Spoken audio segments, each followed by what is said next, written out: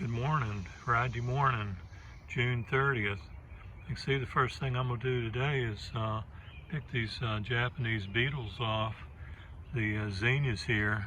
And I got me a little bit of water with some bleach in it and let those guys go swimming. Well, I did pretty good. I grabbed 3 out of 4 of them and swimming they go. I see some more shoe damage over there. I'm going to go check over there too.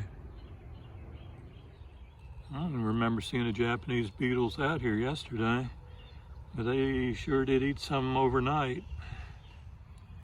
I haven't really been able to count them. They're so bunched together down there, but I think it's like 12 or 14 of them. They were kind of sleepy this morning. It was easy to catch.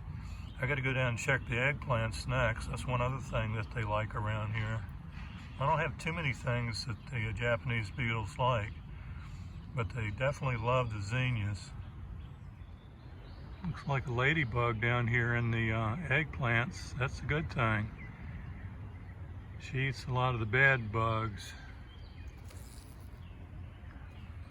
Yeah, there's some Japanese beetles right here in the eggplants too. Well, I don't want to spray them. But it's just too many to pick off. They're absolutely everywhere.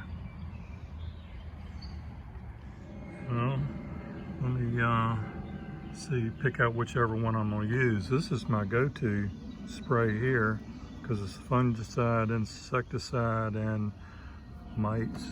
Yeah, and but I ran out of this last year, and I haven't been able to find it anywhere. Not at least not in the concentrate, so I can't do that.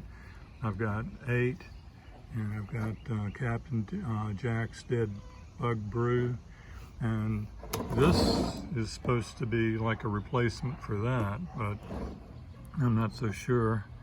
It says it does all 3 things, so this might be my choice here. Let me read up on it and make sure it gets rid of Japanese beetles. But I'm not going to spray all the plants. I'm just going to, wherever I see a beetle, I'm just going to spray the beetle or beetles.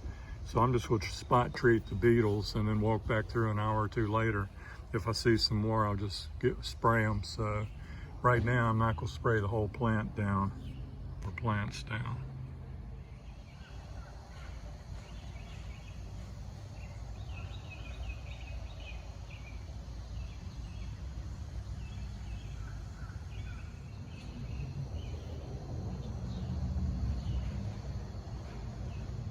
Wow, even with all those rainy days we had, it didn't take long for the pots to dry out. So let me drag the hose over here and give these guys in the pot a drink of water before they croak. Here's something I planted 3 or 4 years ago. I think it's called Celosa. And this particular one I bought this year is that ice cream orange. And these come back from seed every year, and I think these are like yellow, and I think there's some red ones around here that come back every year from seed. So I ended up transplanting the ones that came back from seed and got them in pots where I want them. Looks like the one here didn't make it, but fortunately, since the seeds get everywhere, there's another one right here that's come up with the impatiens. So I'm gonna move that one over with its friend. All right, well, I got it moved in there.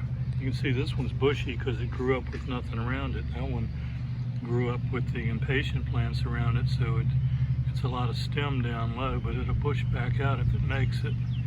It's kind of hot out here. We'll see how it does. Well, look what I found. Nice size little cucumber. I'm not even going to put any string up and trellis these cucumbers over here in the side yard. There were some seeds Linda got, some burpee seeds, and I think they're kind of bushy plants, so I'm just going to let them lay out here and do what they do. Easy peasy.